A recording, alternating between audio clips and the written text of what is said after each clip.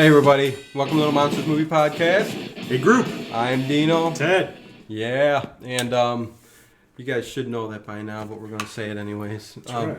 Yeah, boy, we got A Christmas Story. It's a brand new movie. Christmas story. Ralphie, right? The kid in the pink costume. The Yes, rabbit. No, we're going to do the other one. I watched the wrong movie! We're doing A Christmas Horror Story. Yeah. Brand This is new. This just came out. Just came out. So spoilers, I mean, if you don't want to know what's going on, although you'll still enjoy it if you watch the movie. Yeah, if you don't want to know what's going on, don't turn us off. Just turn the volume down and just watch. Just watch our mouths go wop, wop, wop. But yeah, spoilers if you want to know about the movie. Yeah, I think it's on Blu-ray. It's on like video on demand. It's on Blu-ray. Yeah. Oh yeah, it is. And videos on demand. Netflix or Netflix. I don't know if it's on Netflix. I don't know have if it's Netflix. on. But like yeah. Redbox. Redbox, it's on. Yeah. What the heck is going? Yeah, it's everywhere. But yeah, I mean, you should have. Not theaters. They can't have two Krampus movies out at the same time. Well, Krampus is the next one. I can't wait to watch. Is that supposed to be good? But this, everybody says it's awesome. But this movie, it's not bad either. It's not bad either. No, not at all. I mean, the highlight is it's got Bill Shatner, and I like how there's all these credits, and you don't know who any of these people are, and William Shatner. So I love the movie. I mean, it's a Christmas horror story, and this we has watched got the trailer a while ago. This is the one you had me watch the trailer, right? Yeah, we did an instant reation a long time ago, right. but this has got. Which I wasn't too excited until I saw Bill. No, like, oh, William Shatner. The Shat's in it. Plays that little radio disc jockey type guy, Dangerous Dan, throughout the movie. But there's 4 stories intertwined here, kind of. Right, and I didn't know that it was like kind of like it's almost anthology-ish, except that they cut between the stories. Right. And we were talking just for a minute before the show. 4 different stories. Which how are they going to tie? I'm watching this going, how are they tying all this together? It's you know, they don't all have nothing to do with it. I mean, but, hey, it's like a 5.5 on IMDb, and this is a good movie. I loved it. Bad. It's not too shabby for a straight to video movie. No, I mean how can you go wrong with what do you got here? You got a Santa Claus, you got Krampus. Okay, and one storyline is Krampus. The other storyline, Santa and his elves turning into zombie-like creatures. And I gotta say, regarding Santa, I dig Santa in this movie. Oh yeah, he's and this just flips out towards the end. Like I said, spoilers. The ending of this movie. Yeah. But we'll get to it. I mean, it's just whoa. You know what I mean? But anyways, yeah. I dig Santa. Cool he's got the red suit on. Mm-hmm. But then underneath, he's got like some old knit clothes and leather belts, and he little braid in his hair. he does. Yeah, he looks like he could be jolly and nice, but he also looks like if you tick him off, he's going to cut your head off.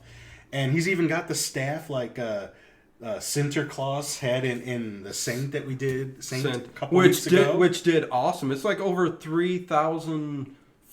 Oh, really? That many already? In you guys are 2 digging weeks. that. Cool. 2 weeks. I think it's because it's more rare film, and if you like Christmas horror movies, that's one to watch. I mean, I thought that was pretty cool too. But this is cool. I mean, and it's got possession in it. Yes. The kids that go down changelings, which I had to kind of look up. It's like, what?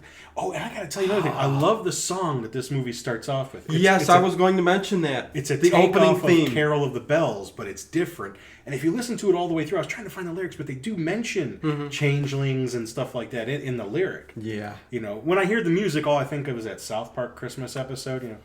Hear the bells, sweet silver bells, all seem to say, ding dong and kite. But that's the tune. Right. That this child, and you can listen to the song on YouTube and stuff like that. It's all on there. And it's an eerie song. It's cool. It is. I mean, the opening to this movie is great. I mean, without a doubt. And like I said, and none of the stories, like you said, they don't connect. They're almost... They connect as far as it's kind of like a, what's 7 degrees of Kevin Bacon kind of way. Like somebody might know somebody. I mean, what's the name of the town? There's the Bailey Downs. Bailey Downs. Bailey Downs. But yeah, I mean, this is like the one teenagers that are investigating the murder. One of them is girlfriends with the one who goes to visit the aunt, and they come across the Krampus. The teenagers that are investigating the murder, she's got videos of the police officer, and the police officer is involved in. And how did she get that again? she used to babysit for him. That's we'll right. Talk about, so she stole it. Pretty much. That's the one storyline I didn't care for as much. The kids in the school. I thought that was kind of cool. It's my least favorite out of all the storylines. Okay. I loved the changeling one. I loved anything that had Santa in it. And, the Krampus, you just kind of wanted to see him do his thing, so. Right. And is there another story I'm missing? No, that's it, right? Yeah, that's the police it. officer and his family. Well, I don't think he's a police officer anymore. Yeah, which Krampus runs... Wait, which one are you talking about? I was talking about I'm losing it now. The family with the changeling. Okay, yeah. We're losing everybody. We got to start at the beginning. The police officer and, that's definitely... The beginning of the movie starts at the North Pole. Right, which is very cool. I love the opening to this with the... It's fair CGI going into Santa's palace, and it's cool because it's got the castle is lit with red and green lights, and you see the Aurora Borealis, and you see these little things like swoop by and flying by. I thought they were flags at first. I know exactly what you're talking about. I was wondering if they were flags. Then you got a quicker look than I did. I didn't. I saw that too, and it happens like twice. Yeah, and, you're right. Flags. It sort of jumps ahead a little bit. Where the reindeer are kept, the stalls. The door is blowing, the wind's blowing, and Santa's walking down there with that staff. You gotta love that staff too, which has blood and gore oozing from the top of it. It's got a gold staff, and he's saying hi to the reindeer, Dasher, my good friend, Comet, and finally, that door kicks open, and Santa's ready to throw down. And like I said, I dig how they made him look. I like that look. The style, yeah. Mm-hmm. He's almost like Viking type. Yeah, Santa. Yeah, like I guess that's old, except with a little bit of the red suit. Exactly. Yeah. And the beard, and he's got the cut straight down his face, which we'll find out later, right? How that happens because it's kind of a flash ahead, and then they go back. Oh, right. The beginning of the movie starts off, and then they go 12 hours earlier. Right. That's just the little tool they use to kind of suck you into the movie. Like, oh, how'd this happen? What kind of Santa is this? Yeah. Because at first he puts the staff down. When that door is rattling, something's trying to bust in, and he picks up a big hatchet.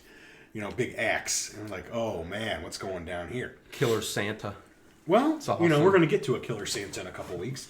But Silent Night, Deadly Night? Oh, yeah.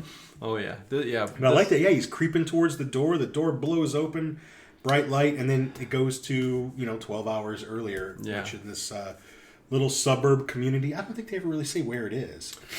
Do they? It's Bailey Falls, right? Bailey Downs, but like what state it's in. What am I thinking? It's a Wonderful Life, isn't it? I think they all try to sort of mock Bedford Falls. Bedford Gremlins, Falls, Bailey movie. Falls. Yeah. Yeah, and well, Christmas, you got to have that little Christmas town. I understand that, but the idyllic community. Yeah. Yeah, who's at? He's a radio DJ, and he's doing his annual double shift, 16 hours of Christmas music, and Shatner-esque banter. And I love, he's already like, we're going to start this Christmas right. He pulls out his eggnog. Dangerous Dan. His eggnog and his booze. Bottle of hooch. I've never drank eggnog in my life. I think I remember years ago. It just doesn't look appealing. You know what? This comes. What is it? This comes into play. Hold on a second. This comes into play later on in the movie when Dangerous Dan. I'm sorry, I'm calling him Bill. Shatner. It's going to be hard to call him anything else. But anyways, I know. he's got the guy who plays Santa with him that he's trying to get to talk about the event. Oh man, don't blow it yet. Don't blow it. No, I'm not. Okay. But this comes into play. I'm just saying. Later on, yeah. Think about that. This guy comes into play a little bit later on in the movie, so things come of it. But eggnog, I don't know what eggnog is. Is it milk? And it's milk. It's got to be some. Evidently, there's got to be egg in it, right? I don't know. I'm not drinking milk in it. Eggs in there? Disgusting. Are there eggs in there, people? I don't know. Someone will tell us. I've never drank it. I mean, I don't even drink milk. I mean, milk's for babies. I don't drink milk. Also, I know it's let's not disgust ourselves. Yeah, it's a yellowish. We are not milk people. No, it's a yellowish consistency, and it's supposed to be creamy and kind of so's thick. Pus. Oh my god! But yeah, really, I mean, it's kind of a whatever. What the heck are we talking about eggnog anyway? Because Dangerous Dan, Bill Shatner. Yeah, I mean, he's throughout the movie, whenever they cut back to him, that bottle of hooch gets a little lower, until finally he's not even using the eggnog anymore. He's just chugging it right out of the bottle. And, like how you can imagine, like, radio station, you got the guy in the booth, and you got your weatherman and whoever else. Right. And he's got some producer he's always talking to on the headphones who seems to be, like, correcting him. I think, Ted, that most radio disc jockeys do that. Mm-hmm. They pretend that there's a female, just for I don't know. Like, even Rush Limbaugh will do that. He'll talk and he'll say something like, whatever the name of the person is, or this, or, acting like somebody's there, with him. But he's really just there all by himself. Didn't he say something? I don't know if it's this part or not. He's like, I think he said the word Asian. And he's like, what? He's putting the headphone on. What do you mean I can't say? I didn't say Oriental. I don't know which one's offensive. But he's trying to talk to the weatherman. I forgot his name. And you're going to have to forgive me. I don't think I remember hardly anybody's name in this movie. No, because there's Krampus, Santa Claus, and we can pretty much and tell Bill you about Shatner, that's the all family. you need to know. Yeah. I might remember a few of them as we go along. Yeah. But I only saw this film one time, people. So, I watched it last night, so it's pretty fresh. Yeah, but it starts off pretty much after Dangerous Dan. Right, he's trying to get the weatherman to interact with him a little bit. Right. Because the weatherman is supposed to, and I can't remember his name, he's supposed to be at the mall helping out with the food drive. He's going to be down there. Right. And the guy's just sitting there, staring off into space, and he's got enough of listening to Bill, which I can imagine maybe people do at times. Is. Yeah, you can tell something is wrong with him. And he, puts a sign up on the glass that says Fudge Christmas. The F-U-C-K Christmas,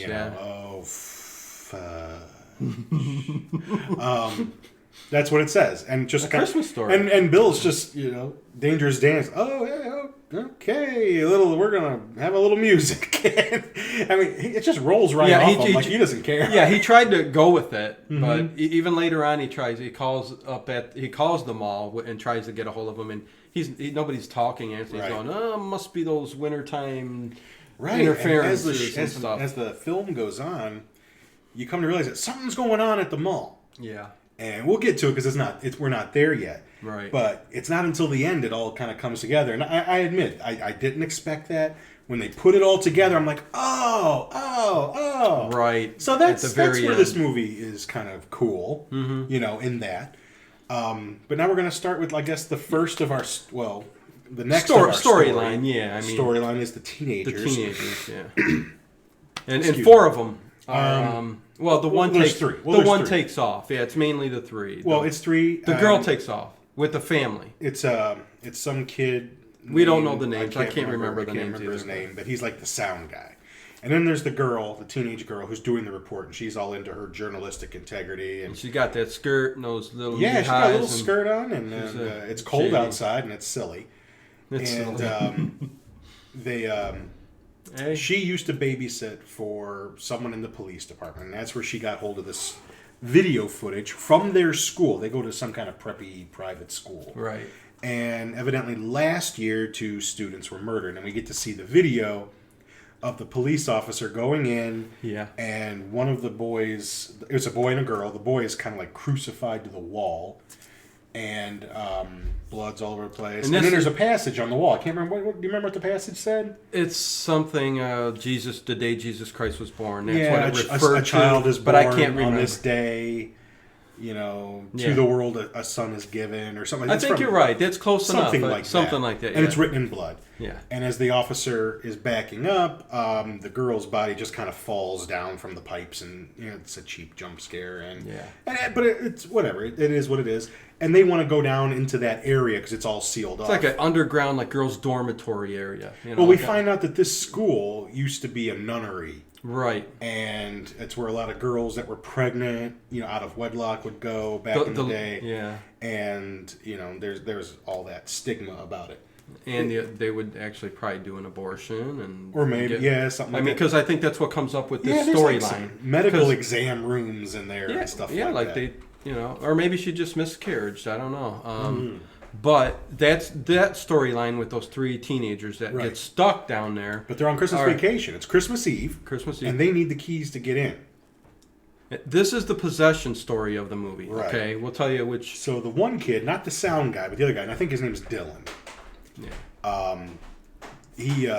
his girlfriend's got like a master key. Somehow she's got access to a master key to the school. But evidently she's going off with her family. Yeah. And that's the next storyline that'll, play off later on. And as she gets in the car with her family, and that's the Krampus family. Yeah, that gets in the car, gives she them the takes keys. off. And as she's driving by down the street, she passes the third storyline car, the black couple with the young kid. Right. Who, and he was the police officer in the video. And they're looking for a Christmas tree, which we'll get to. And that's the changeling storyline. Right, that's a changeling story. So these are all kind of intertwined at the beginning. Yeah, it's take kind their of like storyline and then sort of a happenstance how they're all sort of connected. Yeah. So kind of cool. Kind of like one of them things, like almost like a Magnolia kind of thing, where all those people are kind of imagine like that, except on a like they far more simple scale. Yeah, like they pass each other on the street or something's going on. You glance up and they're in the window for the next. Yeah, so.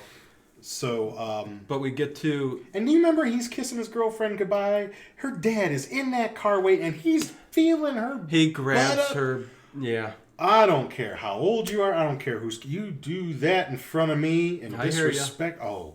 I hear right, you. Right. Yeah. No, you with me? Oh yeah. We'd be Baseball on the news. bat time. We'd be on the news. Billy Club. Probably in I got jail. Billy Clubs upstairs. Under everywhere. If I'm sitting on the couch, I got one here. If I'm laying on the bed. Anyways. Yeah. But and then she takes off, and they're going off to their. They are going to. It's a husband, wife. It's four family. Right. Brother, sister, and they're going to visit their aunt, who is they're somehow estranged from, and we're going to find out more. It will be revealed later on, but they're going to her aunt's house, who over the river and through the woods. Yeah, she's connected somehow with this whole Krampus storyline, which we'll find out. Yeah, and then we get the police officer's family. It's a husband, wife, and a little child, and they're going to go cut down their own tree, and they end up going on some private property. Where they're not supposed to go. We're not there yet. No. I thought they just hopped the fence and then it kind of cuts. No, that's after. We start off with the girls, the three teenagers at the. No. That's the beginning of the film, and it'd be easier if we just did them all one at a time. However, it's hard to remember. Like, I think I just watched this. But they pretty much the teenagers they're trying to film a clip. About the murders that took place. And I remember that they think the school's deserted, but the principal is still there, kind of on the phone, wandering the hallways. You think that's going to come into play later on, but evidently it doesn't. No, because they don't mention that at any time after, except for they think. Basically, what happens is they go down, they're filming, and then they hear him come around, and they run into a restricted door, which they unlock. Which evidently is the door they wanted to go in. Yeah, evidently. How fortunate. Yeah, which leads them to the lower level where all the murders took place and all that. And meanwhile, they're filming,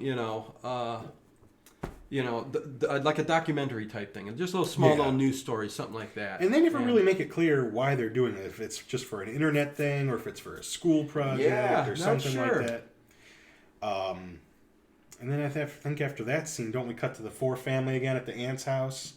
Yeah, they glimpse a little bit of the area down there, then go shoot right back to that family. Yeah, right. And they get there. The aunt's there, and I remember that scene started with a chainsaw going through, and that's a groundskeeper, I think, for the aunt. The aunt lives in this mansion. Oh yeah, and obviously rich. Well, and she's got some like Krampus and Santa figure. Right. And the Krampus figure looks like a really good toy nowadays. Yeah, I mean it looks like a toy, but she's like. This is like some German folklore, and this actually, the Krampus actually does go back to. I mean, it goes. We talked about this in Synth, pretty much. Yeah, a lot of it we did. Some of the same things still apply. I mean, it goes back to pre-Christian, and evidently in Europe and Scandinavia and Germany, all those places, it's actually still a thing that they do. Yeah, they go a little bit farther in this movie with where Krampus is killing. I mean, Krampus is supposed to kidnap the kids, take them away.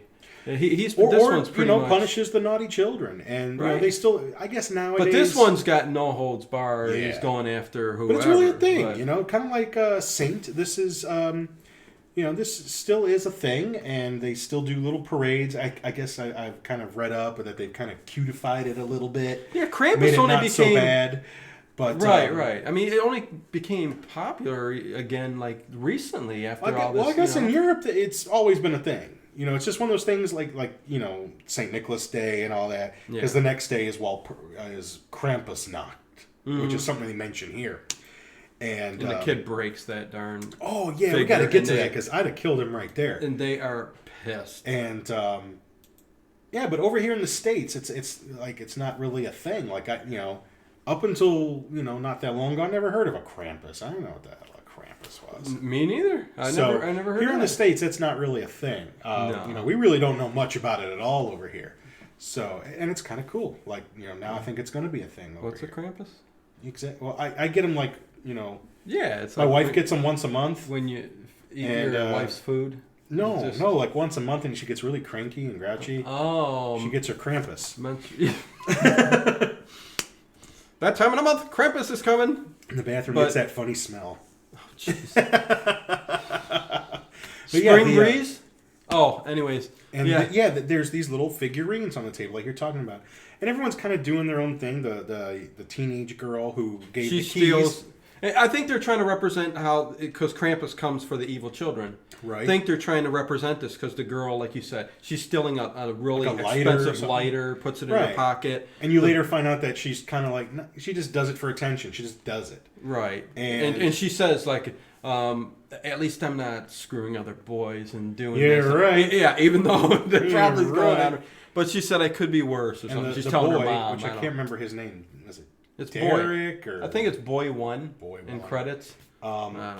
He's playing with the little figurines and the ant. And it's you got to say, when they are sitting there. Hey, Star, just waving at you. We got some shout outs already? Yeah. Cool. She listens more than she sees, but she says, she watches. So YouTube channel is people chanting stuff. So cool. She's missing me wearing my sexy thin Johnny Cash shirt. She might be able to see it. Johnny Cash shirt. My sister brought me that. It's really. She told me it's kind of sexy. It's super thin. It's super thin. It's gonna fall off you any minute now. Your house is so hot. But anyways, yeah. Yeah, and who's the guy? The guy is that the father? No. The older guy who ends up being. He's just a groundskeeper. I can't remember his name. Okay, yeah, because he plays a part later. He's not related, but I remember when they're sitting there, it's all this uncomfortable silence.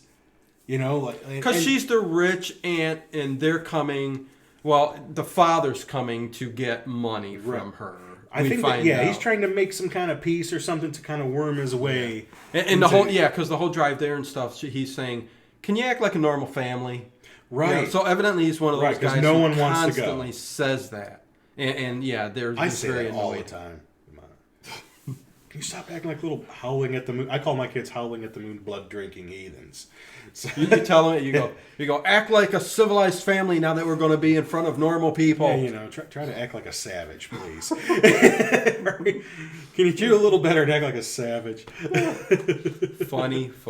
And the boy is playing with those little figurines, and the aunt kind of shouts at him to stop. Yeah.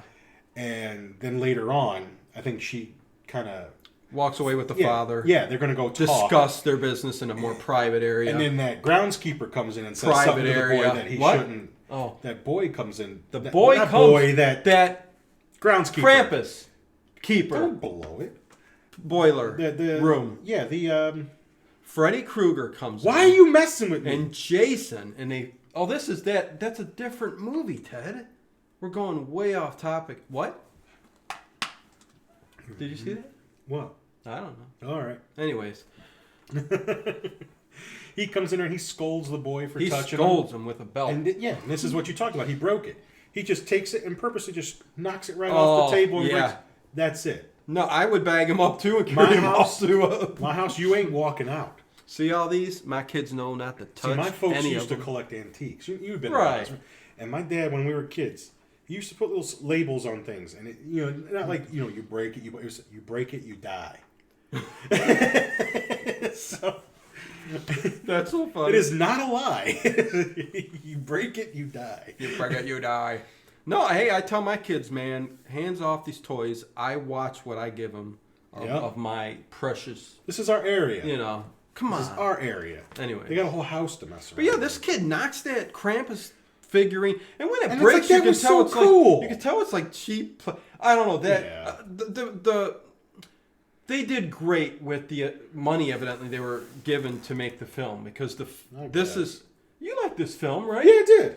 I thought. I'm not going to watch it all the time. It's but cool. A first time watch. I didn't have high hopes. Let's put it that way. When I watched it, I didn't have high hopes.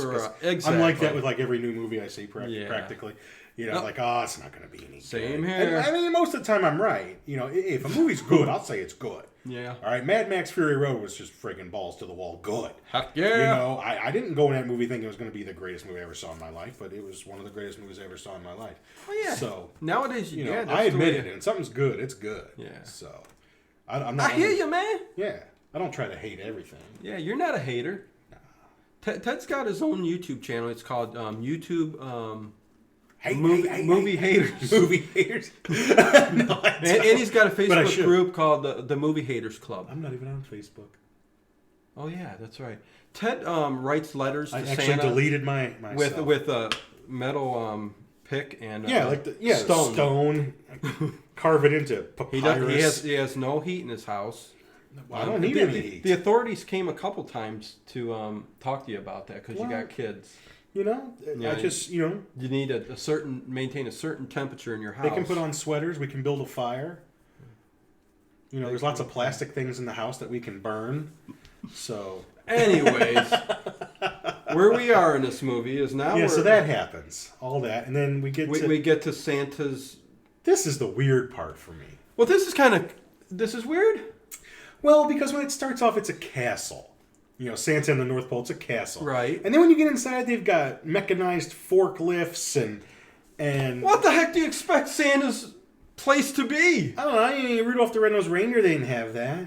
You got to think He's got an office with electric lights and... You got to think he is not going to move from place to place. So it's going to be an old castle, structured building. Right. He's got to update his stuff, Ted, with electricity. And I like the elves are, you know, all worried about the weather and he's like, no problem. But then there's the one, I think his name was Shiny. Yes. And he's carving something out of wood and he starts coughing. Yes, he's sick or something like Mrs. that. Mrs. Claus comes in and she's kind of foxy. She's not Santa's better than he deserves. He's got himself a hip bit chick. Yeah, she comes walking in with a plate of cookies. I made cookies for the elves. And all the elves eat a cookie except Shiny. Shiny, yes. And he's just like, I don't want a cookie. I'm not hungry. And like, you don't have to be hungry. It's a cookie. And I love when she goes over and says, can you eat a cookie? And he goes, yeah. I don't want a cookie, you stupid. Yeah. And he says, he calls her the worst dirty names in the world. Elves swear a lot. And this axe is through his hand. Yeah, through his own hand, like through his middle fingers here.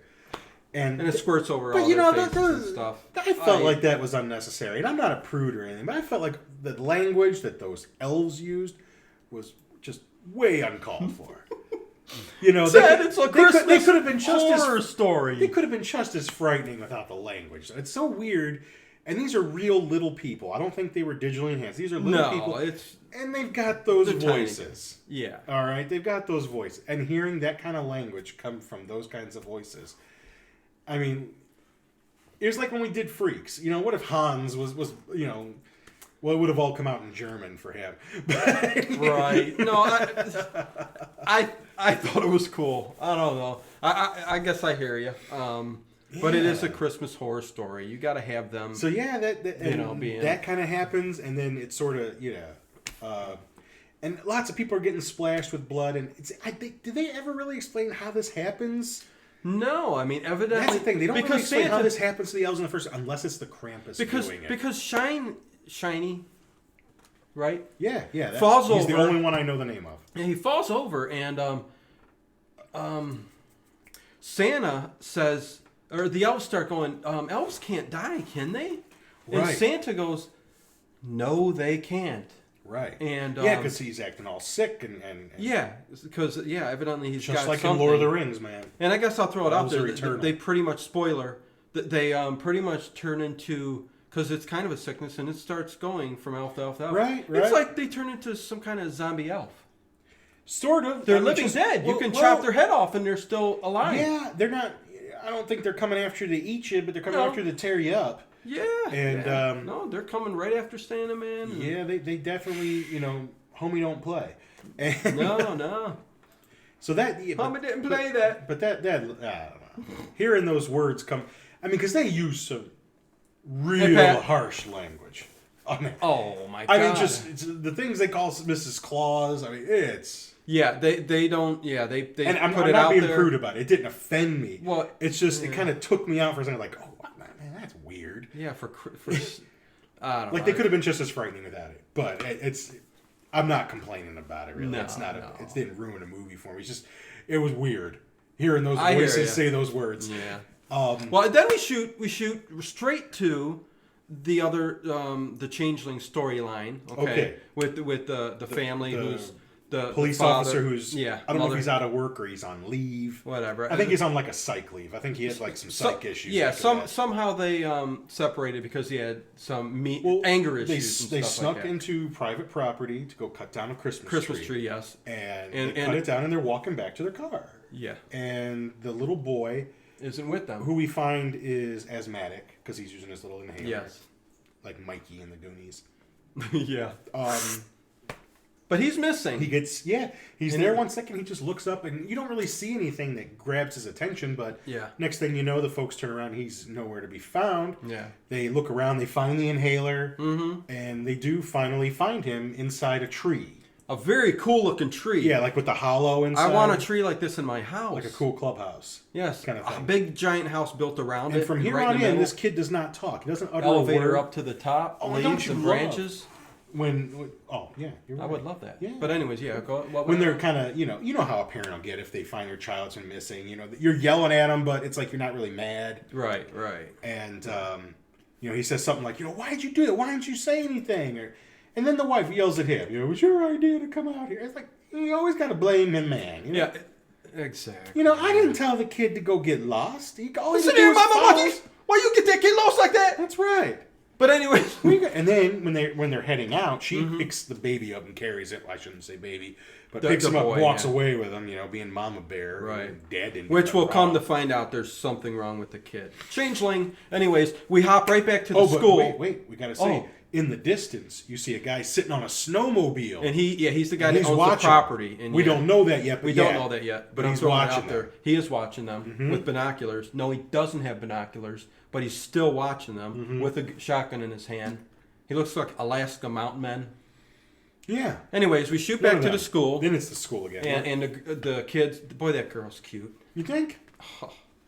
See, her voice is kind of annoying to me, man. She just da-da-da-da-da, talk. Ted, she can but she's got some cute red hair, man. I like the red hair. I hear you.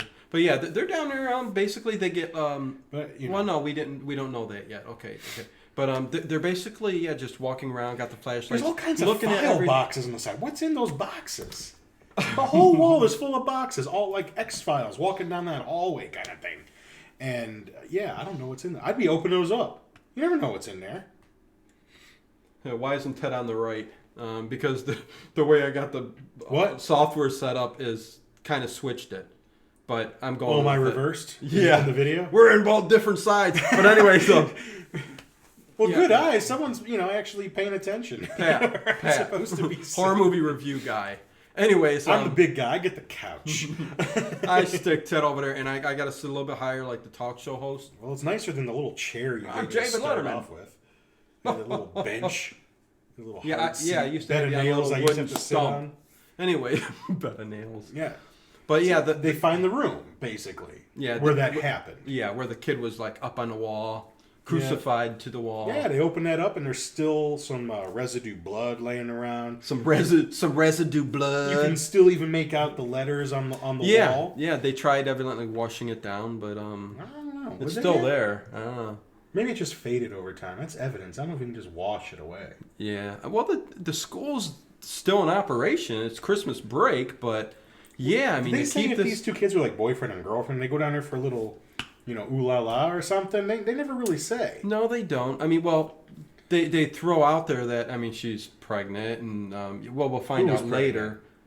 The ghost who's whatever her name is. I think her name's Emily, the girl who died. Yeah, we got to talk about that. Okay. Because that plays into this. So Well, yeah. when it was a nunnery, this part of the movie is the ghost possession. You know what kind of annoys me about this girl? She knows too much for her own good. How does she know all this stuff? And nobody else seems to know. Like, she's the ghost in the machine there. She, every time there's a problem, she knows what's going on. Well, evidently she's possessed by her. Not yet. Not at this point. We don't think movie, so, right? but yeah, I mean, I guess. But there was a girl who came to the nunnery. She was pregnant, mm-hmm. and what happened? She thought her baby was evil, or she claimed it was a virgin birth. Okay, that's right. Yeah, but something like maybe she thought the child was evil or something like that, and tried to abort it herself or something like that. I think the nuns did because they show that's later on, but you're right. A scene where she's laying on that table. It's all bloodied, legs up. Yeah, there's like a medical exam, like a birthing table, and there's dry blood on the medical exam. Yeah, right where a girl's. Yeah, it makes you want turkey and cranberry. But dunk a biscuit in. No. But yeah, and there's a cool scene in there too where the one boy walks out of the room and back in, and you see the ghost standing behind him. So that happens a few times in this movie. Yeah, so you get a glimpse of the girl who died, right? Who's going to possess whoever the girl is. I can't remember. Girl here is possessed. This girl here is possessed, and she's going to. Oh, and she does what she wants and needs to do. Is this the Virgin Mary statue? Does that happen here? She picks up inside the room. There's a little statuette of the Virgin Mary. No way. And she picks it up, looks at it, and when she sets it down, that's an antique. I think as the kids are walking away, you can see like blood. It's very small, but you can see blood kind of draining. Yeah, the black blood's coming from the eyes. Black blood. That's what I like. That means you're having internal bleeding, or you're on iron. It was black, Ted. But anyways, yeah, that was a very cool scene. So there are scenes in this movie that just are very cool, like that one. It happens for only a couple seconds. Yeah. Like but it's very cool. I mean, and very awesome. The way they did it was kind of, the kids are real small in the background. The statue's kind of big in the foreground. I dug it. Heck yeah. Then we're back to the family because they pretty much got told to leave the aunt's house, and they're in their car driving home. Ghost wasn't pregnant, but Dad. She was before she died. Dad wasn't lucky with getting any cash, I guess. And when they're driving down this snowy road, I don't know what you see run in front of the car. I presume it's the Krampus. Yeah. Because that's what it kind of looks like. This Krampus is, whereas the newer Krampus movie, he's all like gray and which detailed. Is actually the way it's supposed to be. This movie, he's more like stone cold white Arctic type color. And still very cool looking. Like from all mine looking up is the way that the classic, how he's supposed to look. Yeah, and back to the school part, she starts walking up those stairs. But the family, they knee highs. But what? Sorry, man. Off the side of the road. They do in the snow, and they get stuck. And then there's Dad.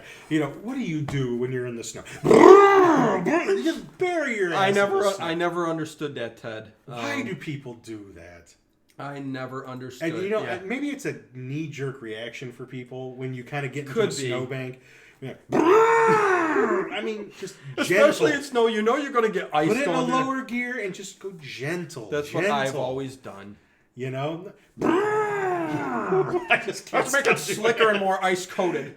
Just bury. And he buries the car about 2 foot in snow, and he ain't getting nowhere. No, he's not. So back to the kids in the high school. Yes, you're back right. there, and they basically, whatever. They've seen enough. They got enough. Let's go. Door's locked. They find out, none of the keys. I've tried them twice. It's not opening up the door. The key that opened the door to let them in will not let them out. They got their cell phones out. There's no service. All bars, but they can't get anywhere. Right? So, and that's where they start thinking the principal did it. Right. Yeah. Like the principal's, he must have locked this door. I'll show those pesky kids, those meddling kids. Varmints. I'm going to start calling these kids the Scooby Gang. The Scooby Gang. Zoinks! Hey, Scoob! But anyways, that's my Scooby-Doo and Shaggy impression. Like in Buffy, that's what they call him, the Scooby Gang. Scooby-Doo. Yeah, but, okay, then we get back to the one kid's even pounding on the door, but to no avail, no one comes. They are basically stuck in it. And, basically, I think school's out for a week and a half, too, so that... Yeah, they say that later on. Like, we're stuck. They would be stuck down there for, the whole... They'd probably have to eat each other. They would. Yeah. A little bit of alive going on. See, that's where I would look in those boxes. There might be a Heath bar or something in there. You never know. Because there is that nativity scene down there that they didn't put out this year because of what happened last year. The War on Christmas. That's the War on Christmas. That's the War on Christmas. Sons of Beaches. What are we at now? Where are we? Oh, the Cops family. They're setting up the tree, whatever. And yeah, I mean, no one's noticing that this kid's acting all weird. The kid's just sitting there, not saying a word. I mean, I'd notice that with my kids in about 15 seconds. Yeah. They're always at each other's throats. Yeah, this is where the kid starts. I mean, he's not saying a word. No one knows, but we all watching the movie know. Yeah, they're feeding him, and he's like just nonstop. Oh, the spaghetti! Almost like I had to look away. It's disgusting. Nonstop He's feeding just cramming it in his mouth. Yeah, and I mean, you come to find out a changeling. I mean, it's actually learning the human form. Well, so a changeling. all these. When you look up about a changeling, they say it's usually either like the offspring of an elf or fairy or troll or something like that.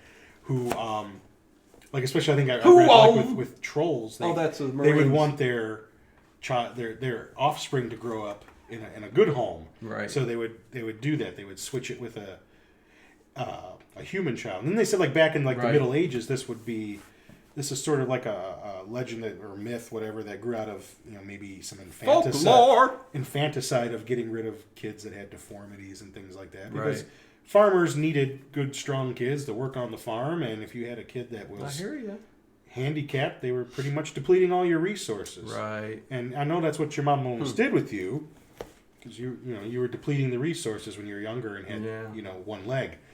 I couldn't read till I was 15. Well, it's a good thing you grew that other leg when you were 11. Yeah. I've had a lot of issues and problems over the years. And just worked my way through them. Right. And nevertheless, go on. That was about it. I was just trying to give a little historical context to the changeling. It's a totally separate thing from Krampus. It has nothing to do with it at all. At all. At all. But you're just speaking very sophisticated today, Ted. I'm a sophisticated kind of guy. We're a little late today because Ted had classes on Speak. That's right. Newspeak. Newspeak. Big Brother's watching. Newspeak there, joints. Oh, okay. Anyways. We'll all be getting the new dictionary soon. Oh, boy. So where are we in this darn movie? This is a freaking Christmas horror mess. Yeah, it's a mess. It's but the kid's just shoveling spaghetti in his mouth, and the mom even says, that's his second helping. Don't ask me what. Well, I mean, I guess I don't know. I would have been asking the kid, "Hey, what's up? Can you say? How about chewing? Or tell him, can you say something to me?"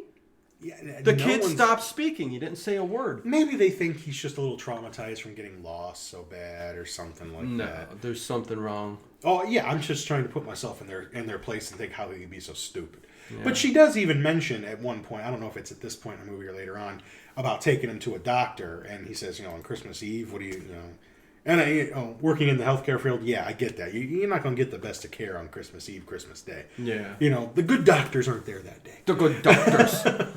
Oh. And, boy, what do we do? They're basically just going to try to turf you because they don't want to deal with you. Sorry, that's the truth of it. No, I hear you. Yeah. What? But we get back to Bill Shatner. Yeah, he's there, and that's where he mentioned he's starting to get a little toasty. Yeah, and he mentions about little tipsy from the drinking. Hold your babies tight because there's the ones that aren't with us, and he's got the little card with the kids from the kids that were murdered. Right. And he makes mention that it happened last year. Yeah, and he's going to stick around pretty much through his broadcast all night long until he says double shift, 16 hours. Yep. You know. Working 16 hours tonight, need 2 packs of cigarettes. If you've ever seen Ghost World. Oh, yeah, that's right. Remember the guy with the nunchucks? Yeah. I'm working 16 hours tonight, I need 2 packs of cigarettes. Unbelievable. The guy with the mullet that was just sitting in the parking lot with the nunchucks.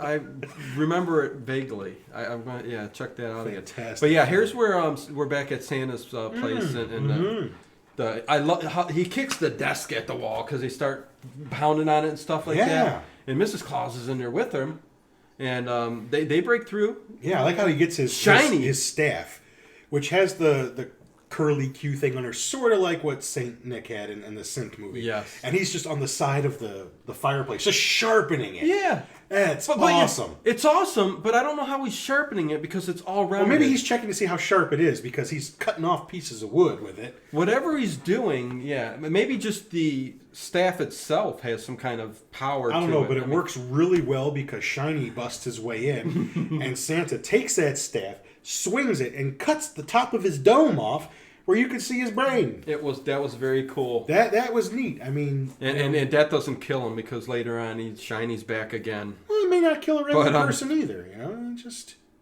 know? Just the bone up there, you know? Well, no, right. You can expose the brain and work on it a little bit and do what you want. All kinds of movies. Reanimator? Oh, no, that was a corpse, man. Wasn't it in one of the scary movies or whatever? Remember when Beetlejuice from Howard Stern was on there and they open up his brain and he's just down there, he's going, "What's up?" I don't remember. You don't remember that? Funny I didn't really scene. listen to a lot of funny Howard Stern. scene. I was always like in college classes and stuff. I never really got to listen to him much. Nah. So, Oh well. Yep. But yeah. And then where are we at now? We right back to the school again. Probably. That one seems to be the longest, and it's my least favorite out of all of them. Really, I kind of like it. I like all the others better. Maybe it's because she's so cute. I don't know. But anyways, She ain't that cute. Oh, Ted. I've seen cuter. Britt Eklund. Yeah. Now here. You better believe it. That's right. If anybody knows who that is. That's right. Straight out of James Bond. And Wicker Man. Man with the Golden Gun. Oh, did you just Britt watch that Eklund. recent? I did just watch it. I am catching up on all my old James Bond. Oh, isn't I've that gone awesome through to Sean go through all of them? Connery, straight to Roger Moore, and I'm liking Roger Moore. I mean, More? You're liking him more? I'm liking Roger Moore more than Sean Connery. He's very Man with the suave Golden and Gun, Christopher Lee. Oh no, they're all. Scaramanga. I thought of you. And Tattoo from Fantasy Island. Oh, it's like okay. We'll switch to a little commentary about James Bond, the Man with the Golden Gun. I love Man with the Golden Gun. Yeah, it's one of my favorites. Christopher Lee's in it. Yeah. And little Tattoo from. I don't know his real name. It's just Tattoo. What was the show? Fantasy Island. Fantasy Island. The plane, boss. The plane. They look because he's got a white suit. Mm-hmm. When they're off on the island. Yeah. He's got the white suit. It looks just like Tattoo is. Yeah, it looks just like Ricardo Montalban. In the planes, James Bond's coming up in a plane, and it looks just like Fantasy Island. Villain, Ricardo Montalban. Well, Christopher Lee did it. He would have made a good villain. And in this movie, The Man with the Golden Gun, what distinguishes him aside, the noticeable characteristic of it is 3 nipples. Who? Oh yeah. Christopher Lee in the yes, movie. Yes, that's right. Villain. That's right. Weird, very strange. Yes, 3 but nipples. yeah, I'm catching up, and Roger Moore is really good. I like those movies. Mm-hmm. I think Sean Connery at the end there. He was a little tired. Yeah, he just did not want those last 2 films. Yeah. He walked through it. Yeah. You could see it in his face. Kind of made me go, oh. Yeah. I have to skip. Did you watch? I did watch him. Did you watch Her Majesty's Secret Service? I skipped that one. I will watch it. I know. Don't skip it. No, don't skip it because right. it's one of the best. That's what I heard, and I'm going. You've never seen it? No. Well, I'm just catching up. Okay, Ted. Diana Rigg, Going one of the through most them all. elegant and beautiful Bond girls ever. The only one he marries. There you go. Didn't you know Bond got married? Yeah. And what's cool about that movie is actually very pivotal to, well, I should say pivotal in that if you don't watch that film... Oh, no. What's up? Paco's Phoebe Cates says, Mrs. Claus, tell me that's the holiday porn of the decade. Whatever. Oh, I hear you. Yeah. But Back in the anyways. 80s, now, whenever, man. As long as it's got Phoebe Cates' name in it, I'm there. Yeah. But anyways. yeah, on Her Majesty's Secret Service, he gets married. I'm not spoiling because this movie's 50 years old. Right. And then in For Your Eyes Only and in License to Kill, he visits her grave. Uh-huh. And, if you don't know that movie and you don't remember her character, that's where, that you have to understand that all the actors who play Bond, it's not like, it's a brand new James Bond who's taking over that 007. It's all the same character who's got continuity until the Daniel Craig movies, I think. But no, they're very good, and I'm catching up on them. So let's get aside from that. We're back to the movie. We're back to the changeling child. I kind of like talking about Bond. No, I do too.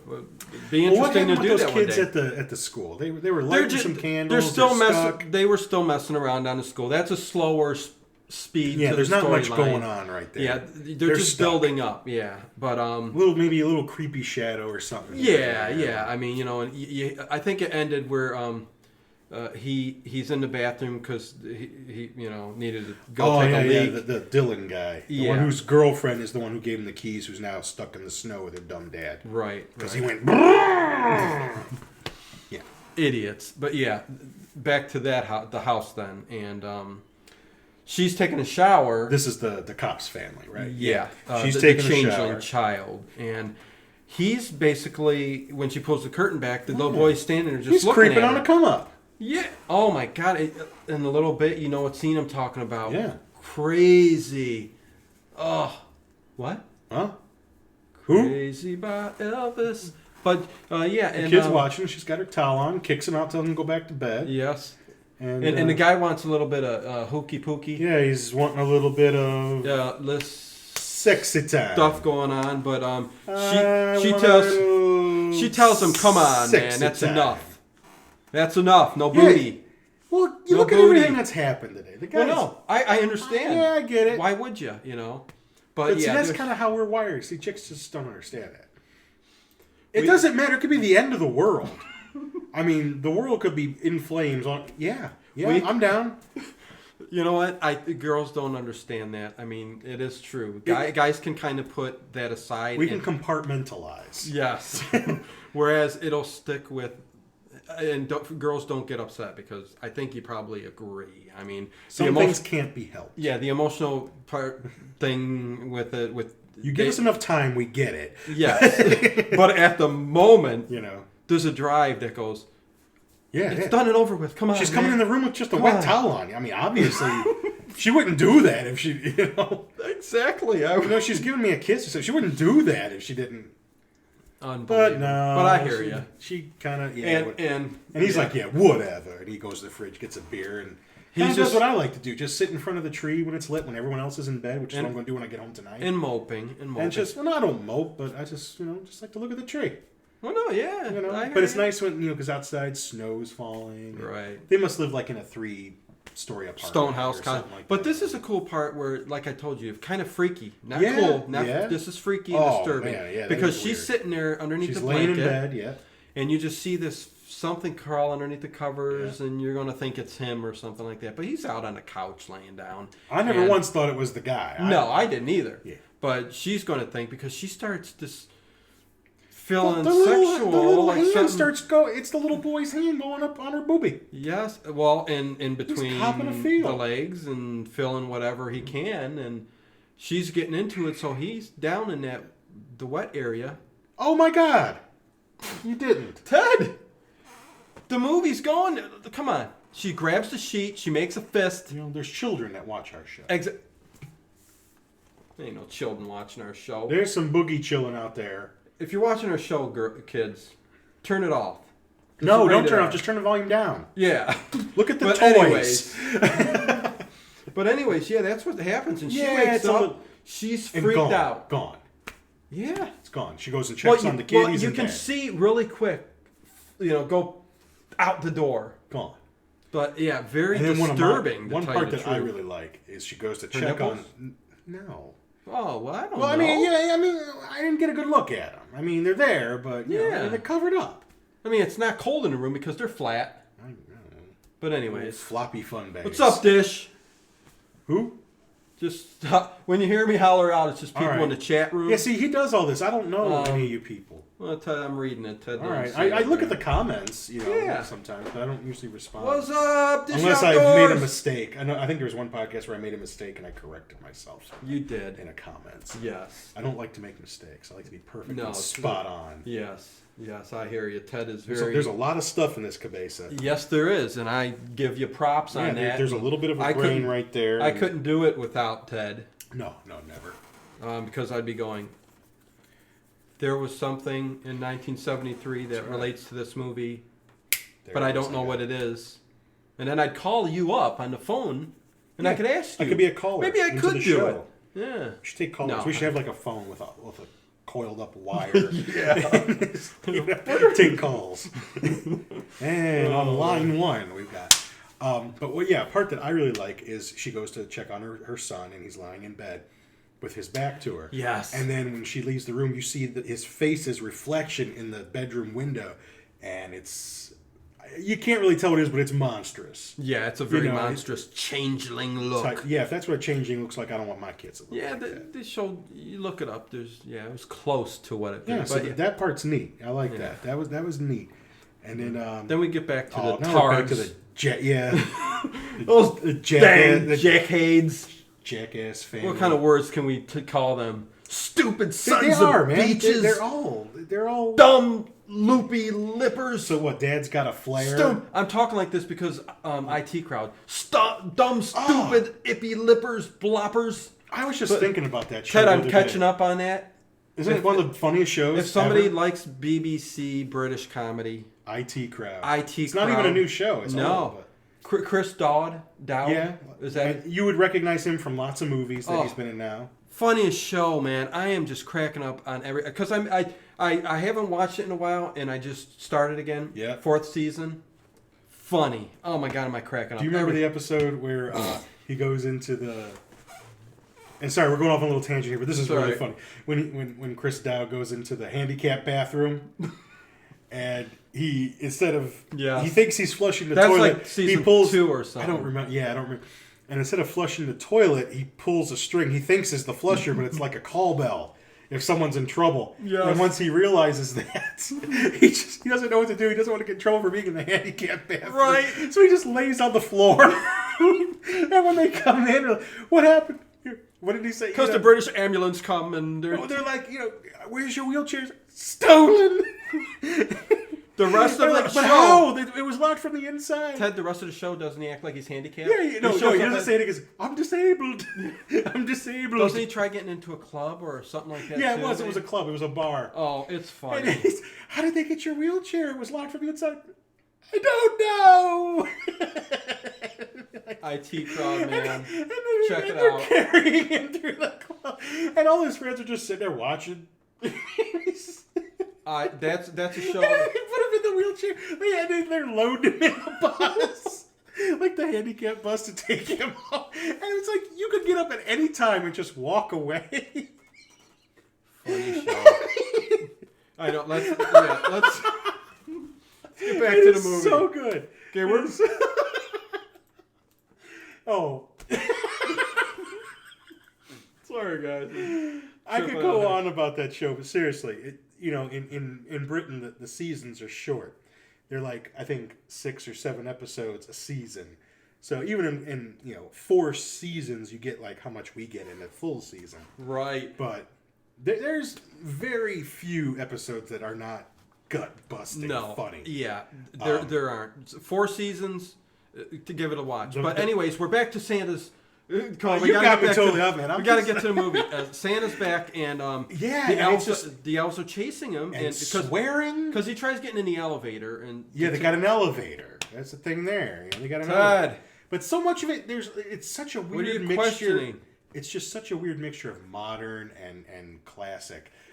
Santa's got to go with the times, man. But anyways, but that's Santa too. He's got his weapons, he's got his modern, he's got his classic on it. I dig it. He's got his goulashes, his and rubberized boots. They're all coming after him. They're all infected, all of them. And they are. He feels bad that he's got to do this. He keeps saying, "I'm so sorry." Flop.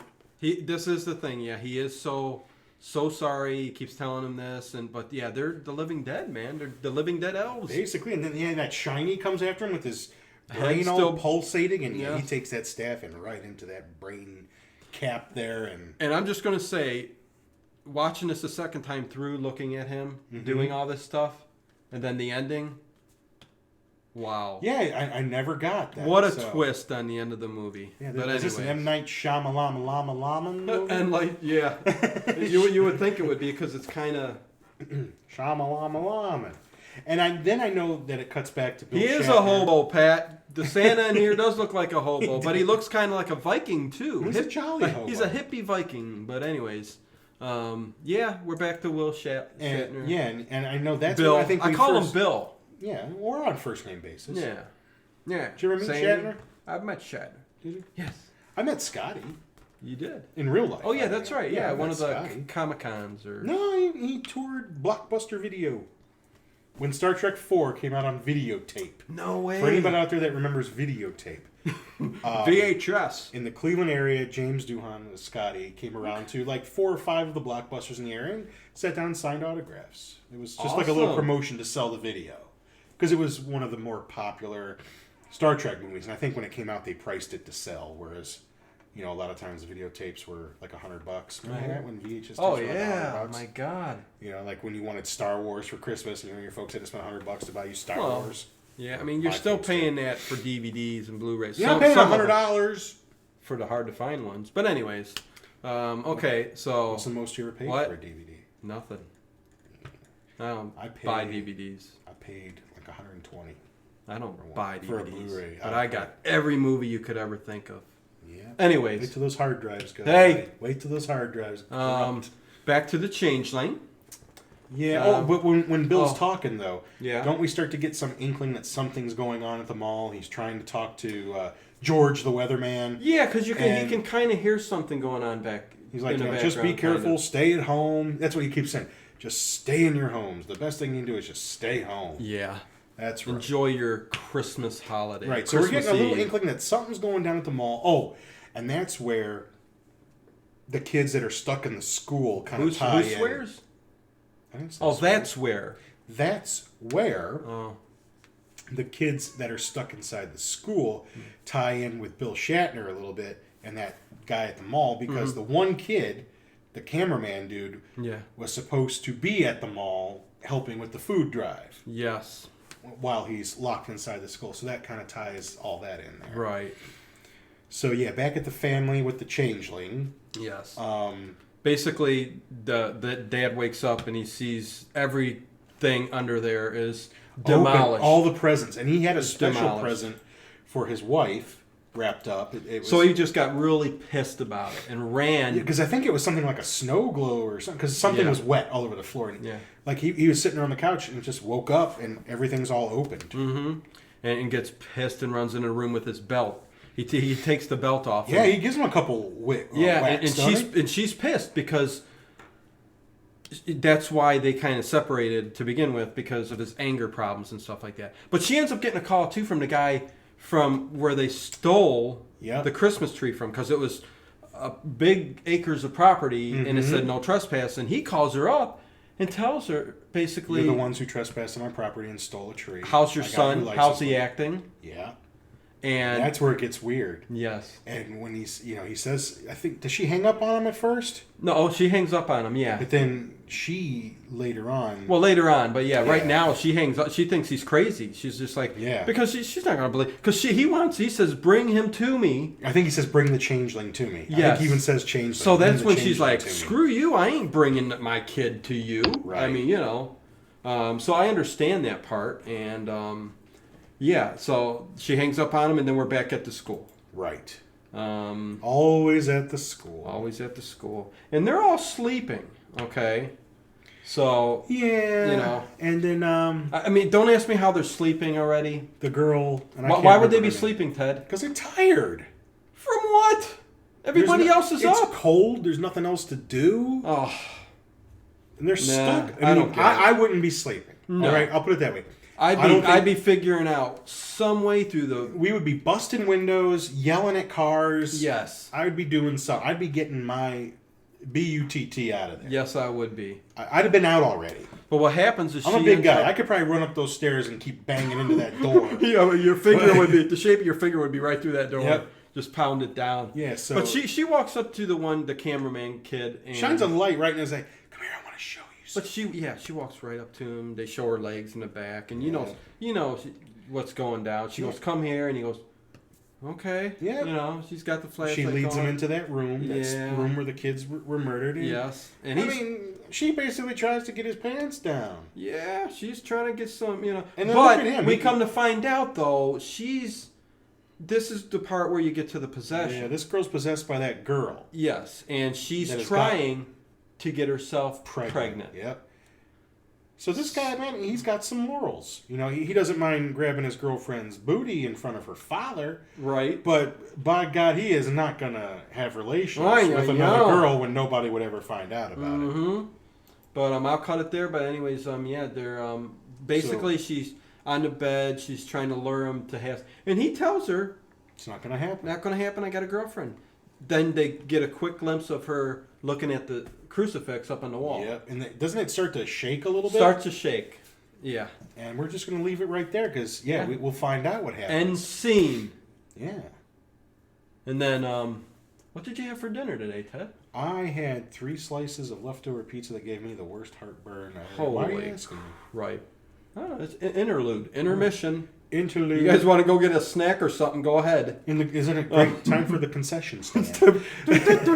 I had to put that right in the middle of the just one of them old time school. Yeah, just pop it up there. I love those. Oh, I do the drive-ins and all that stuff. You know, some of the theater, like the Cleveland cinemas, they still have stuff kind of like that. I'm sure all over the country there's stuff here like and there that have that, which is cool. I guess. I like the throwback stuff, man. You know what I mean? I do. I do. So let's see. She mentioned back at the family with the changeling. You know, obviously she's mentioned to him what. No, she didn't mention anything to him about changeling. He's looking at the file. Yeah, I think And there's some information in there. You see him turning pages, and you do come across the word changeling in the file. Yeah. So I'm not sure how that ties in with the murdered kids. I don't know that he was investigating. See, that's things. You know, you're left with some questions, but that's okay. Sometimes a movie leaves you with some questions. That's right. Happens, man. But you see the boy in the background coming, those and the eyes are glowing, and you even see. I think when he walks back out, you see him like kind of crawling on the ceiling. Yeah, there's a part when he goes back in the living room and you see the kid, kind of like in Exorcist 3, like that old lady crawling on the ceiling, sort of like that. Yes. That's right. Cool scene. That. Scary as heck, man, but I don't know. It didn't scare me. It didn't scare me. Yeah, but those elves, man, swearing. They don't scare me, man. It's just... Ted, why do they have to talk like that? Ted, it's okay. All right, it's okay. It's all right, man. But she's looking up changeling. Right, she's reading up on the internet about it. And basically came across, the same stuff I think she's on Wikipedia, too, so... hey, Ted gets everything off Wikipedia. Oh, well, if you're too lazy to look it up yourself, then... I go to the I fly out to Washington. Do you? To the old library there. Oh yeah. From the Catholic diocese. Mm-hmm. Diocese. Get out some of those old dusty books. Yeah, and manuscripts. Yeah, but they're in Latin, so then I know you have to translate them. There's an interpreter there that does help me. Oh, you don't translate them? No, I mean he helps me. I he works Latin through it school. with me. But did you? Yeah, college level. Yeah, I did. That's nice. Yeah. I don't know why I had to take it, and all I remember is the first verse of a drinking song, "Vinum bonum," and we used to have to. What? That means good wine in Latin, and "Vinum bonum cum sapore." Whatever, I've heard. But that the teacher before. used to have us sing it and pound on the desk every day in class. It was because he didn't like the math teacher next door, so he would sing this Roman drinking song and pound on the desk. So it's kind of cool. Anyways. What happens? Well, the mother comes back out and sees the whole mess on the ground because of... Daddy's dead. Yeah, she looks over. He dead. She looks over. He goes back in the living room. You see the kid climbing up on the ceiling. She's looking on the internet. She comes out in the living room. I don't know if she hears a noise or something. Daddy's over by the tree with the belt wrapped around his neck. Christmas lights wrapped around, and his hand's chopped off. The hand that he used to whip him. Yes. Is, I believe, I don't know if it's the hand that he used to whip him, but anyway, one of his hands is chopped off. The hand that he used to whip him. That's an old he song. That's an old. That's an old Wicker Man song. Is it? In the valley of the hands. Wasn't in the Wicker Man movie I watched. Floating through the sea. That scene must be buried under the highway with all the other deleted scenes. Oh, I can't make fun of the Wicker Man? No, absolutely not. Not in my presence. Well, why are you making fun of this movie? It's up there with the Wicker Man. Not even close. You know what we forgot to mention? What did we forget to mention? That when that dumb family is traipsing out in the middle of the woods, they got a flare, And, the dad's trying to say, oh, you guys could have stayed in the car. And the teenage girl says, oh, yeah, so we can be,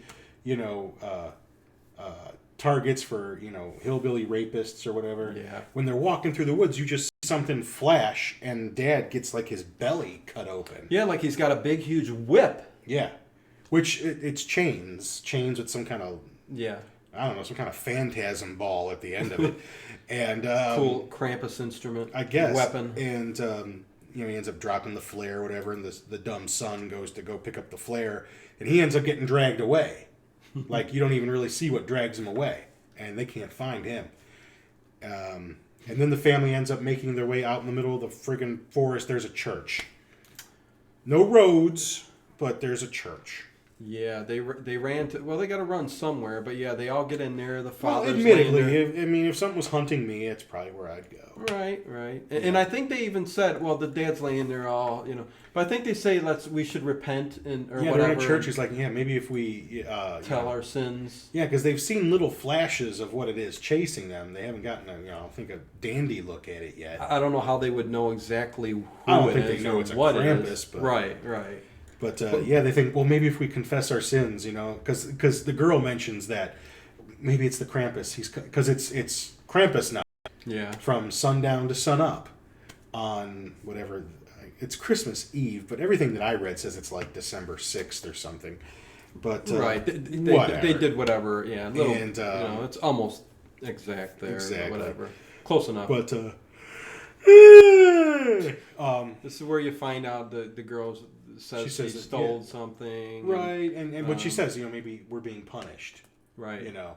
And isn't this where they're like, well, what about Derek? I think his name's Derek, the little boy or whatever. Yeah. He was innocent. And then the teenage girl says, no, he was not. Here's where we find out, like, little Derek was like a serial killer. Yeah, killing the family's pets in the bags. She said when our cat died, he was in the garage with the garbage bag and blood all over his hands. And so he was a sadist, probably serial killer, waiting to happen when he's older. Waiting to happen. So it was probably a good thing he was taken care of. Admits that basically whatever company he works for... Looks like Gillian Anderson a little bit, the mother. You think? Yeah, a little bit. Yeah. Scully. She looks like her a little bit. But anyways. Could be. I guess. From a certain point of view. No, you're not wrong. A little bit more like how she looks today than how she looked then. Right. But I'm very excited about X-Files coming back. Heck how about you? Oh, without a doubt. Of course, I hope people are excited because, 3 people went to go see the last movie when it came out. That movie made, no money. I think it's been so long that I think there is going to be a lot of hype. They took such a big break between... Yeah, it's good. They're gonna look forward to this movie. Yeah, I mean, there you go. You got me off on a tangent now. Yeah. But and also Dad makes mention that the company, it's out of money. We're gonna lose everything, and I did it. I did all this for his wife. He's like, come on, a guy like me getting a woman like you, and all that. So, it sounds like he just spent himself into oblivion to make her happy. Right. And a chain comes through, wraps around his neck, pulls him out through the window. Yep. And they run to a confessional where Krampus's tongue? Yeah, in a lot of the old pictures, Krampus does have a really long tongue. Slides up underneath there. I don't know if a big, thick tongue could slide under, something that. Right. A little crack in a confessional. But, yeah. But, they're in the confessional. If they had just confessed... You think? Yeah, maybe he would have said, "Oh, she's good now." No, I don't think so. But yeah, they had a poker or something from somewhere inside the church, and she stabs at the tongue. They had a poker, he said. A poker. She poked her. And that's where we see the Krampus. They come out of there, and the Krampus comes out. Poker. And that's where we finally get our first really... Yeah, okay. Beavis and Butthead over here? Oh, no. He said poker. That would look really cool and stuff. Yeah. I'm cool. I'm going to poker, too. Okay. So actually, I'm a big Beavis and Butthead fan, so... There you go. That's right. We should do our whole show like that, man. This sucks, this rules, this sucks. One of these days we will. Anyways, I'll smack you. So the mother comes out and... She dies because she tells Krampus, the daughter, "Get out of here, run!" Yeah, she's going to take on the Krampus by herself. Lasts about, like that. Like that. And she doesn't run away right away, but... Right. And I love how, we're going to come up to it in a little bit, how she figures this all out. But this teenage girl. Yeah. Like why they were let go and all that. But anyway, back at the friggin' school again. I think this this is probably Dino's favorite part. Well, she's possessed again. Right? So she turns a chair she didn't get around, nowhere with the other dude, so she's going to wake up the other dude. And she's going to, she wakes him up. She's going to try to coax him into... a little bit of... bang and dang boom. Sexy time. Whoopee. They called it whoopee back in the 70s. Yeah, or okay. 60s. I like whoopee. Late 70s, 60s, yeah, early whoopie's 70s. Good. Yeah, so a little bit of whoopee going on. She gets him in the chair and hikes up the skirt and Tell me about it. Slippery when wet. And he gets up and she throws him in the chair. Yeah. And says she's being a little aggressive. Yes, she is. And those jean skirts, they must have known she was going to use that through the whole movie because she's inching it up again. And she basically unzips him and has her way. Sexy time. Yeah. And but then when it's all said and done, boy, she acts like it ain't no thing. But see, that's what what's going on down here. She's possessed by this girl who's died, and she wants, in her mind, she wants to have a child. Okay, so whoever she can lure down here to have a child with. Mm-hmm. I mean, how many kids are actually coming down here and sneaking down? So she got this girl. She's possessed. Now, do you think she was possessed before they ever went down there? No, because she wasn't acting it. Because I don't know if they show in the film like at what point she became possessed. I don't know. I mean, you saw that ghost of that girl, and I think the first time was really when she went to the cameraman kid and took him into the room. Mm-hmm. I think that's really probably the first time. Well, that's when we find out. They certainly don't show us anything else. Yeah, I would be showing you that scene there going on. Oh, we're clicking that part out? Yeah. All right. But I don't know why. The keeps going through. What am I trying to say here? They keep doing the thing. Yeah. The horizontal hula. The horizontal hula. The horizontal. I can't say. But as soon as they're done, she comes. It's like she comes too. Because what did you do to me? Because he's like, what did I do to you? Yeah. And I'm thinking this movie's taking on a whole different thing now. Like, oh no, this kid. That's funny. Because he's like, what did I do? But she's acting like she don't know nothing. Right. And what do they start hearing? Don't they start hearing music? Or what do they? I don't even remember. Yeah, I don't know. I don't remember. They hear something. Well, I thought they were having some kind of argument. Well, they did only for a split second, and then he hears something. Yeah, because he picks up one of those beams or whatever. It's a weapon, a bludgeon or something. And she continues to act like she doesn't know what's going on. And then that's where that scene kind of leaves off. Yeah. And then we're back at Dad being dead. And this is where I was going to say before, where the mom calls back. She must Star 69's the guy. Yeah. And he's like, okay, so you believe me now. Yeah. Hey, is it you again? And she's hiding in the bathroom with a baseball bat, and he tells her, you have to bring the child to me, but you can't, it'll be able to sense it. Like, you'll have to act like, don't give him any indication of what you're doing. Right. I mean, because Dad's over there dead. Hey, son, you want to go for a ride? Let's go get a cheeseburger. And she didn't do very well there. But no, he didn't fall for it. I mean, and nobody ever thinks like, how am I going to get rid of that body over there? How am I going to get out of that one? Like, maybe you'll get your kid back. But did you ever see that Clint Eastwood movie, Changeling? No. Neither did I. Okay. But it's about this. Yeah. Like, a mother claiming her child's not her child. Okay.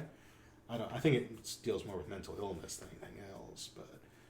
okay. Just reminded me of that for a second. Yeah, I'm going to have to check that out. Yeah. But anyways, one of these years. He's there sitting by the tree, the little kid, playing with the hand, letting the he's playing with the hand. Letting the blood drip. Yeah, he's playing with his dad's hand. Yeah. I remember that. And she's like trying to coax him to like, come on, let's go outside and play. And it's not working real good, and she ends up having to whack him in the head like 2 times with the bat. Because she's got a baseball bat. And puts him in a sack. And she's playing Mickey Mantle. And that kid's got that face like that. What you talking about, Willis? What you talking about, Willis? And he's not going for it at all. But she ends up cracking him a few times. Thanks, Tony. Upside the head. You're welcome. Tony Doris. Oh, yeah? Old schoolmate. Oh yeah. Yeah, from school. Oh, cool. Cool to see you watching, bud. Anyways, yeah. Yeah, she just whacked the kid. I mean, I love that sound. I love the sound of aluminum hitting the skull. That would be the only thing I would... Right. Yeah. You did the sound effect really well. That was good. But they end up tussling. Like, he jumps on her, and she's crashing him into the wall, and she ends up having to crack him that second time. Do it again. Yeah, like that. And, puts him in a sack. One thing, and you really see the... Well, anyways. I don't know why they show the scene of macaroni on the floor, though. Just because it's a mess. But yeah, that don't make no sense. But that would be the only thing I would be worried about with hitting this kid. Like, I know you have to do what you got to do, but if it's your son and he's possessed or something, I would be going, oh my God, if I hit him, you're going to kill your kid. Just the body. But we come to find out, he doesn't have a mark on him. It's actually not... It's a changeling. It's not even the kid. Right. The kid is somewhere else. Yep. So this is an entity of itself. Yeah, which is what I think, when you get into the legend which of I wasn't sure I think that's about. what happens. Yeah. Okay. You actually physically change. Well, somehow it takes the form of the person you're... Okay. Because the changeling. That I wasn't sure because I think the so. Kids, but because they do show like switching. Yeah. And I know we go back to Santa and he's lopping off heads. Yeah, all the elves come back and start attacking Santa. Yeah, some of these movies like big old fight scene. I like the Santa parts, but But you love the elves. No, well, I don't dislike them. Ted is disturbed by the elves in this movie. They're little people, man. No, just I don't know. I mean, some of them are. I don't know, but they're just small. I think some of the parts in this movie are a little dragged out. Like, okay, we got another scene of Santa fighting elves. Oh, and I know this part when he's fighting the elves. He's got a drop ceiling in his castle. Like an office kind of drop ceiling. Those little. Okay, so Ted is very upset that it's a castle. That over the years Santa Claus has had to upgrade his living. But it's a drop ceiling. You can see the tiles. And think about it. If you're in the... Where's he getting them? Say this is 1980, okay? And Santa's still forking out these presents, and the elves are all making machinery, and all this is going on. But they'd like a new office updated to 1980s, okay? Why? Because what do you think that they're getting bored? They don't have Nintendos or anything. I would have kept it. You don't know. They never showed any of the elves' rooms. If they don't show it, they don't have it. If the elves are in their rooms on their time off, they're in there playing some Nintendo, some Coleco. Coleco. I haven't even heard that word. Remember, it was about this big. ColecoVision. Yeah. And you put one little thing in there, and it's just tennis things going. Hey, whatever. Yeah. It's a long time ago, kiddos. He's whooping them all up. I remember one, I like when they just cut off like half the head. Like there's still like the jaw down here. I'm still trying to figure out how that... I guess it is sharpened on one side, that staff he's got. Yeah. Because he's cutting clean through, but most of it looks rounded off and stuff. I don't know. Well, I mean, if it's sharp enough, if it's razor sharp, I guess it would. You get enough heft to it. I get it. And, he's not a little guy, so... Yeah, I'm thinking you could probably take an elf's head clean off. Are we loud, Pat? Oh, well. What? I don't know. Anyways. I don't know. I see all these little messages popping up there. Yeah. Are people digging it? Oh, yeah. Good, man. As they of course should. They do.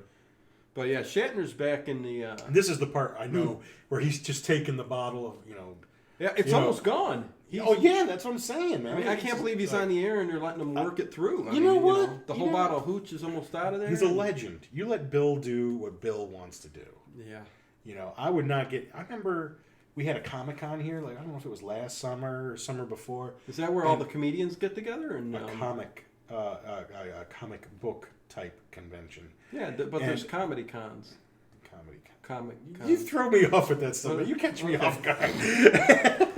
And he was there. Okay. And there was some kind of like VIP package. You could hang out with him. That's a VIP to anybody who don't VIP, know. Yeah, in case you don't know. But you could hang out with him. I mean, it's like, what are you going to hang out with Bill Shatner for? I mean, like, oh my God. Go get his juice for him, and Bill Shatner says, "Get me a juice." I mean, is that what am I just his gopher for an hour and a half or something? Can you imagine? Hand him the pictures that are being autographed. I mean, I'm his lackey. There's something to be said about that, though. I mean, would you be Bill Shatner's lackey for a day? No, I'm back there talking to him and enjoying his refreshments with him, or I'm leaving. Nah, I think you'd have better memories if you were the lackey. Well, whatever. Okay, then we get back. Lady's taking her kid back to the woods. She does take him back there. Right. Not her kid, but the changeling. The changeling. That ain't her son. Finds her way back there in the dark, even though the kid was lost before. They find her way back there. And I love how this guy's hollering at this changeling. In the sack? Yeah, and you see all of See what you did! He's like, he's kicking him. He's like, they're scared of me. Don't worry about it. Yeah, because you see some in the background. Their with eyes lit up. Yes, and he gets out of the sack. But he comes clean and basically, because she keeps saying, "Where's my son? Give me my son back." And he basically ends up coming clean, saying, I don't know where your son is. I can't do anything. When on the phone, he told her, I'll be able to get your son back to you. He promised, kind of promised her, and he's going back on his word. Right. And then what happens? Like the changeling's kind of like nice to her. Because I think that all these changelings who are scared of this guy on his property have treated them so badly. Right, because she's got the gun. She shot him and killed that guy. I thought it was an accident, though. It looked like she did it on purpose to me. Could be. I don't know. I'll have to look again. Maybe you're right when he told her that he couldn't do it because she had her husband's police gun, which he probably would have had to turn in when he wasn't on the force. Right. But whatever, plot hole, and not a big one. No. And but she shot the guy. Yeah, and so you're right. That changeling that she brought went back in that tree hole. Yeah. That tree hole sounds like a bad word. And maybe let her son come back. Son out. Yeah, like kind of. That's like interesting. Said, hey. I didn't take it that way when I first watched it. Yeah, I mean, I kind of took it that she shot him on accident.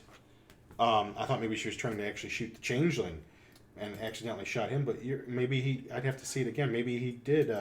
Strange thing is, the kid comes out too in his underwear and top. Did the changelings take all his clothes off? Took his clothes, but not his underwear, not his gotchis and wife beater. They left. I'm not putting those on. There's bacon strips in there. Mommy, they had a million wife beater T-shirts there, and all his children were wearing them. But that's interesting. Strange. I'm still on what you said. That's kind of because I couldn't really get why the changeling was being nice to her, but yeah, I guess that's it. So and gave her back her child. Yeah, and then their story's done. Yeah, that's the end of that story. Yeah, and we're back at kind of the school part of it. Right, again. And the girl and the other kid who were just together, they're walking around. They go back in that room, and they what's his name? I think his name was Dylan, the one that she tried to get with. Yeah, before. The first one, the photographer. He's dead with the cross right through his head. And that same message is written on the wall in blood again. Yeah. And she's acting like she don't know what's going on. So it's kind of playing itself out exactly the same way again. Yeah, you're right. I think that's where she tells him basically that she wanted to have her her baby and stuff, and that's when he freaks out. That bad choice on his part, because he ends up she may have kept him. If he's like, oh yes, we'll have the child, we'll get it. I mean, at least mind trick or something. Yeah, mind trick. Where I will be. I'll be there. I'll be a part of that child's life, even though he's like 15, doesn't know what's going on. Well, that's what happens when you. Go ahead, Pat. Question. Go ahead. But as we continue, I'll read it. Right. Yeah, and she basically tells him, but he freaks out, and it's pretty much the end of him because he freaked out. Yep. So which I don't. Well, I mean, I understand. But it's his fault for going up there raw anyway. He should have said no. He should have. But anyway. Or the bud or something. I ain't going there. I could say something, but I won't. But yeah, they show the ghost too of that girl with the baby in her hand. That's right. Disturbing scene. And she looks all goth. Black lips and they're always. Isn't goth. this from like the 50s or something? Yeah. From goth to boss. Yeah, Redmond. Richmond. She don't look. 50. Well. I don't know, in a little bit, but anyways. But yeah, she's. Well, it's like you got to think. It's got to be back then because when there weren't any nunneries. When we were kids. Right. Of course. 40s, 50s. Yeah. That's what I would think. So yeah, the girl's all goth looking, I think they're trying to make her look dead or whatever. Yeah. And yeah, she's holding her baby, and she puts her hand, I think, on whatever this girl is, her belly, redhead on her belly, and basically opens the door and lets her go. Mm-hmm. Because she's got it, man. She's going to have her baby. We don't know what this child's going to be. Yeah. It might be a nice kid. You never know. I don't know. Amen, brother. But the let's see. But yeah, that's the end of that story. And then we get back. Because I kept thinking when I'm watching this, how are all these stories coming together? Yeah. And they don't really. I mean, they have interconnectedness, but they don't come together as a cohesive whole. Yeah. But each story in and of itself is not bad. Each one has a cool ending. I think it does. It does. I mean, I think they bring it to a cool ending. Exactly. So the girl that is left from the family that went to go visit the aunt. She tries going back to the aunt's house, knocking on the door to let her in. Well, she runs outside first, and the Krampus is out there. And she... okay, she didn't make her way to the aunt's house yet. She's on the outside of the church? No, you're right. She does make her way back to the aunt's house. That's what I thought. And because I remember the chainsaw's there. Yeah. And there's a can of gasoline. She takes the gas, throws it on the Krampus. Doesn't she even take like a hunk of wood? And she like makes pretty short work of the Krampus. Oh, I'm sorry, Pat. Somebody asked if this is worth watching after watching this podcast. I think so. I think so. If you want to see a good Christmas horror film, watch this. I don't know. I mean, there's the visual of it, and seeing it all come together. And I'm sure with us only watching it once, we probably missed some things here. Right. No, it's worth going back and watching. What I say is watch it once and then watch it again with us talking about it. There you go. That's what I always tell people. It's like, watch the movie. Like with Gremlins, I was like, just watch Gremlins, turn it down, and just listen to us talk. There's one thing. When you buy a DVD or Blu-ray with a commentary, same thing. That's what we do. Right, right. Yeah, I mean, one thing watching the movie all the way, and talking about it all the way through. Another thing, sitting there in the dark watching a good old Christmas horror story. So yeah, I think worth a watch, Pat. Anyways, we do end up back at the aunt's house because she burns Krampus with she puts him flame. They fight and she stabs him in the throat with a hunk of wood. And she uses the gas, and she uses that stolen lighter, to catch him on fire. Back, yeah. And then gets back in the house, and this is where she, she puts it all together. And I didn't put it together, but is it the aunt that admits that it was? No, wait, how does she find out that it was the groundskeeper that was the Krampus? At the very end, when he's burning, you see he turns. He turns back. He turns back. That's right. And so when the Krampus is burning, it turns back into the groundskeeper that we saw earlier. He is the Krampus. Yes. So when she gets in the house, she confronts her aunt, saying... complains and... Well, basically, she's saying that she turned them out because she knew he was going to turn into the Krampus, and instead of him coming after her, he'd come after the family. Well, what does she do every other friggin' year? I don't know. But she is calling her the evil. She's evil. You're evil. And this is where you come to find out she's taken over by the Krampus. Yeah, I don't know exactly how that happened. I don't know either, but somehow Krampus takes over the body. This teenage girl. And, and takes care of... makes short work of the aunt. The auntie. Well, I hope her Krampus lasts a little bit longer than the other Krampus, so... Ugh. And then we're pretty much near the end. All the stories are tied up except for the one where we get a little, it's the Santa Claus one. We're back like where we started. Yeah. And the door of the stable is shaking, and Santa's got his his axe. Right. And it busts open, and it's the Krampus. And they do battle for a little bit, which is kind of cool. It's like the cover of the DVD. Yeah. That image. Well, the classic Krampus with his chain trailer and his ball, and they're Santa's got his axe, and they really cool scene.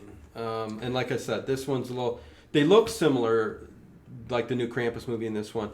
Still pretty cool looking, but this one being white like it is and stuff almost like like that. a White Walker from Game of Thrones or something. That's kind of what I get from it. Yeah, White Walker. And looks more human, I think, than monster. You know, it looks more like, you know, just like a horned goat or something like that. But I won't show, the whole fight scene, but we'll get to the part in a minute here because it is, you know, the ending of the movie coming up here soon. Right, so basically they do battle, and I think, isn't Santa about to bring the axe down on the Krampus? And here's where it goes all M. Night Shyamalan. Well, yeah, it will, Santa's winning. I mean, he's beating the heck out of Yeah, this, he's got the Krampus down. Yeah, when we get to it. And we're there. Yeah. I don't need to talk about it. You know, he punches him and he punches back. No. I mean, let's just get to it. It's a real good. Let's spoil the whole damn movie. It's a real good scene because he looks down at the Krampus and he starts talking like a man. I would tell people after listening to this full podcast, this is where it's going to get to a point where it may not be worth watching because we're going to spoil the hell out of it. Well, yeah, spoiler right here. Hurry up and turn it off if you don't want to know I'll the give very you a ending of the second. movie. If you don't want to know the end of the movie, here we go. Because it is a twist. Okay, so here we go. You've been warned. Santa is now in the mall. And he's got an axe. So it's not Santa. He's got an axe. He's about to bring it down on a person wearing reindeer ears. And it turns out that this is George the Weatherman. Yes. From Bill Shatner's radio show, who was down at the mall helping with the food drive. Yes. He has gone completely crazy. Yes, he's gone And nuts. all of this stuff, this Santa business, I can't speak for the other stories, but the Santa bit was all in his mind. And when he's bringing the axe down, what he thinks is the Krampus, it's really a person. You know, that you could see that he's killed all kinds of people in the mall. You can tell that he's... Like, they show little flashbacks to him killing the elves, and it flashes to him killing people in the mall. Right. So we've pretty much seen the story of this guy who went psychotic, and the Christmas Horror Story kind of played it out as him being Santa in his mind. Yeah.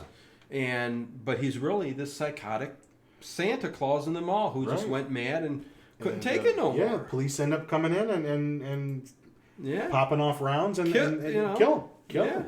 And that pretty much takes us, I mean, except for a few like post-credit scenes with Bill Shatner that are a little humorous, because I know he's talking about the 12 days of Christmas. He's like, I know it's 11 lords a leaping. And someone gets on there and he talks about everyone's on the Google.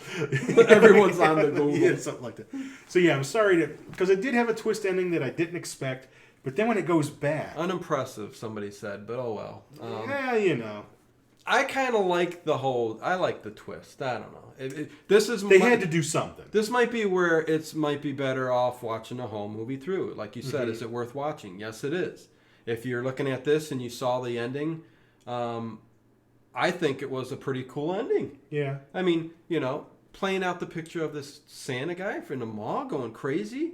I mean, how many times over and over in movies have you seen the guy playing Santa Claus in the mall just can't take it? He's a drunk. He's got no Bad life. Santa. Yep, there you go. You know? And going bonkers pretty much, you know. I'm going to shit right for a month when I'm done with you. Yeah. I mean, so I can see the storyline there where they, you know, this guy's, why not incorporate it into a Christmas horror story? I mean, I didn't expect it. I didn't know how they were going to tie the whole thing together and end the movie, it was totally off the charts. I didn't expect it. But yeah.